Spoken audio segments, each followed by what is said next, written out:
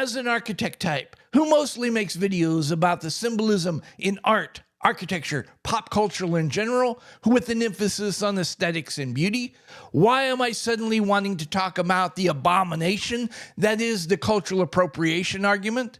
Because it's an abomination. If you think through the argument to its logical conclusions, you will realize it's more than an abomination. It's evil. Architectural Artcast. 1960s The Magnificent Seven. 7 gunfighters, all with their own motives and agendas, agree to go down into Mexico to help defend a small village against bandits. And their pay is basically just room and board. It is a classic film in the Western genre. It was hugely popular at the time it was released. It spawned its own franchise and multiple remakes over the years. As far back as I can remember, every time the Magnificent Seven has been brought up, there's always at least one person in the room who's going to speak up and say, well, actually, the Magnificent Seven is a cheap Americanized ripoff of the far superior 1952 Japanese film, The Seven Samurai by Akira Kurosawa. Nowadays, this will be followed up with accusations of cultural appropriations. American culture did what it always does. It steals its ideas from minority cultures. For this argument to have any legitimacy, it has to make 2 assumptions. One, that Kurosawa was a member of a minority group that was dominated by American culture. And 2, that the Seven Samurai's inspiration only came from Japanese sources. That's easy, Randy. Seven Samurai came out in 1952 during the height of the American occupation of Japan. The Japanese were a minority dominated by American culture. Whoa, hold on there, cowboy. From 1905 to 1945, Japan was the strongest nation in Asia. They were on par with England, France, and Germany. They were a world power.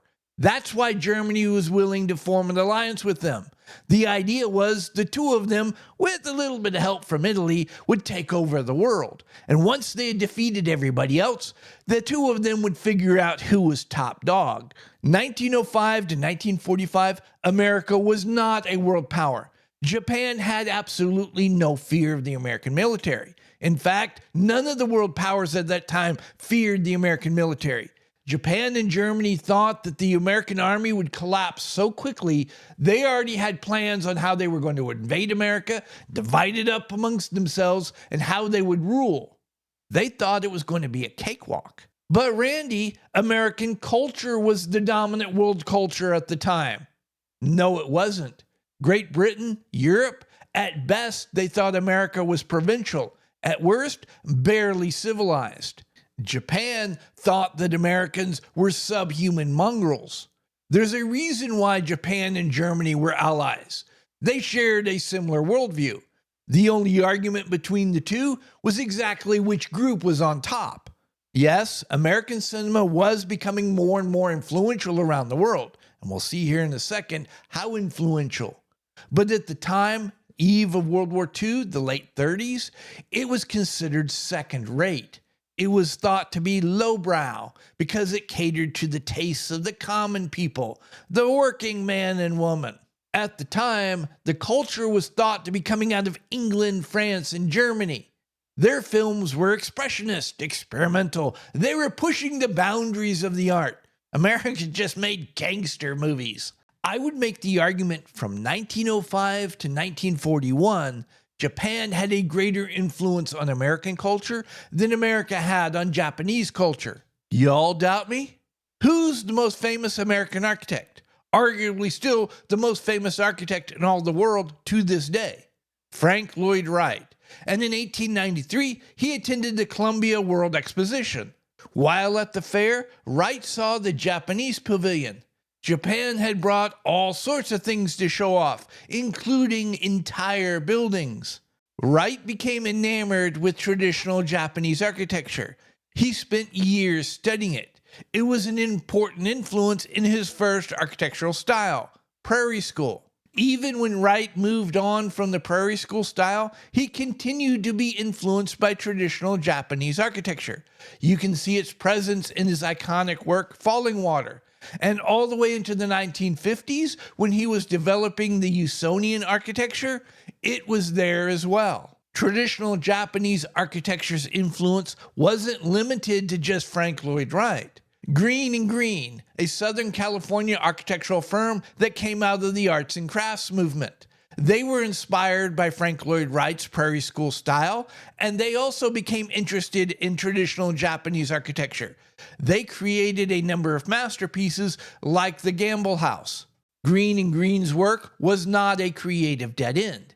They ended up inspiring a number of architectural movements and styles. Just one of them is what we now know as California Modern. Japanese culture was clearly influencing American culture, American art, American architecture.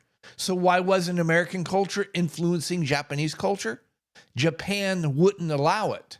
A book that has been influential in my thinking as an architect type is In Praise of Shadows by Tenzaki. The architectural ideas that are presented in this book, the importance of shadows within architecture, I 100% agree with. But the reason this book was written? Not so much. Tenzaki was arguing that Western ideas contaminated and corrupted the beauty and purity of Japanese architecture. Tenzaki was a man of his times. Japanese government, Japanese academia, Japanese social institutions were all working together to actively purge all foreign influences, in particular Western influences, out of Japanese culture. My point in all of this?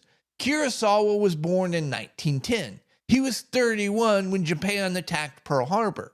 He grew up, was educated, and started his film career as a member of one of the most powerful and influential cultures in the entire world. It's hard to make the argument that Kurosawa was a member of a weak minority culture that had his ideas stolen by the dominant American culture. We do see a pattern starting to emerge, though. Cultural appropriationists always assume that Western culture, American culture, is always the dominant culture, no matter the time, place, or circumstance. The next problem is the Seven Samurai only inspired by Japanese sources? Well, that gets real complicated. According to Kurosawa's own words, some of the influences that caused him to want to become a filmmaker in the first place, that influenced the type of stories he wanted to tell, and influenced the type of cinematography he wanted to use to tell those stories, came from two sources: John Huston and John Ford movies. Hey, wait a minute! What's going on here?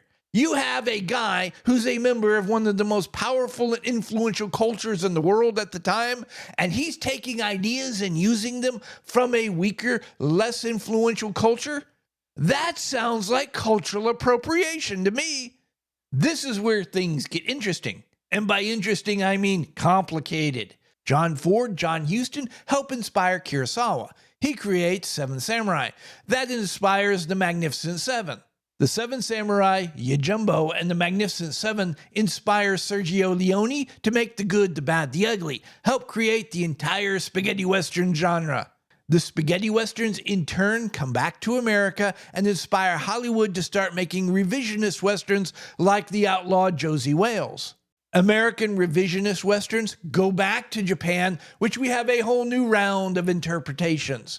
Movies like Suzukiyaki Western Django and animes like Trigun and Cowboy Bebop. All cultural appropriation is a lie. Trying to claim that any human idea, any human behavior, any human activity, anything that's a product of human creativity, things, is the property of any given culture is arbitrary. All starting points are arbitrary. As Ecclesiastes says, there's nothing new under the sun. Everything that we as humans have done has been inspired by those who came before. We go back to Frank Lloyd Wright and his interest in Japanese architecture. He made 3 trips to Japan in 1905, 1913, and then he lived in Japan from 1917 to 1921 while he worked on his commission for the Tokyo Hotel. By 1913, the Japanese art and architectural world was very aware of Mr. Wright. They were aware of how he was interested in traditional Japanese architecture and how it was influencing his work. As an outsider, Frank Lloyd Wright was looking at traditional Japanese architecture with fresh eyes. He was noticing, commenting on, and using for inspiration in his own work things that the Japanese art and architectural world hadn't noticed, weren't paying attention to. Japanese art and architectural world collectively re-examined their own architecture, and they all came to the same conclusion. Oh, Wright's onto something here. And Wright's outside perspective got absorbed, became Japanese inside perspective. Wright's perspective on traditional Japanese architecture has influenced generations of Japanese architects. You can continue to see this influence in the works of Fumiko Maki, Shigeru Bond, and Tadao Ando, just to name a few. I want to be very clear on this. Wright didn't just announce what is, and Japanese architects obeyed. No. Japanese architects interpreted what Wright had said within their own cultural context, and then came up with something entirely new.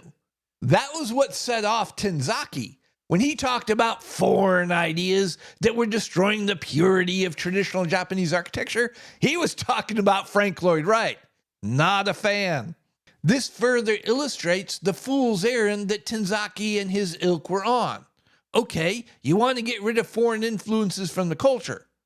What comes from within the culture and what's a foreign influence? If something from the outside gets absorbed into the culture, by definition, it is now part of the culture. The solution that Tenzaki and his ilk came up with? Just lie about all of it. No. We knew that stuff all along.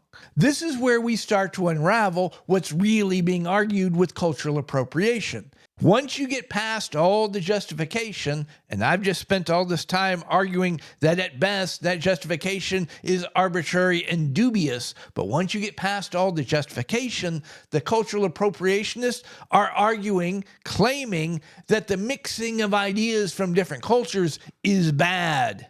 If you have multiple cultures, a dominant culture and minority cultures, say like America, one of the ways that the minority cultures assimilate into, become part of the dominant culture, is when the dominant culture starts taking and using ideas from the minority cultures. When the cultural appropriationists start saying, no, the majority culture can't take minority culture ideas, the result of that is that the two cultures will stay separate and distinct.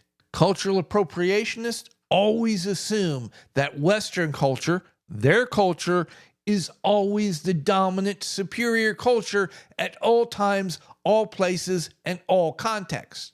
Whether they realize it or not, and I'll let you all be the judge of that, when the cultural appropriationists assume that their culture is the superior culture and they're calling to keep cultures separate, they're demanding cultural purity. They want to keep what they think is their superior culture pure. The cultural appropriationists are making the exact same argument that Japan and Germany were making in the 1930s. We need to keep cultures separate. And they want the same outcome. Separate cultures. The only difference, they're all using different justifications for their arguments. Personally, I don't really care what your justifications are. If you're making the same arguments and want the same outcomes as 1930s fascists, count me out. At any rate, I hope I've given you all something to think about, and until next time, y'all be safe. If y'all are still here, thank you very much. I really appreciate it. While you're at it, why don't you like this video, subscribe to the channel, click that notification bell. You can hear me yammer on about something else next time. And feel free to share this video far and wide. Please like and subscribe. Please leave a comment.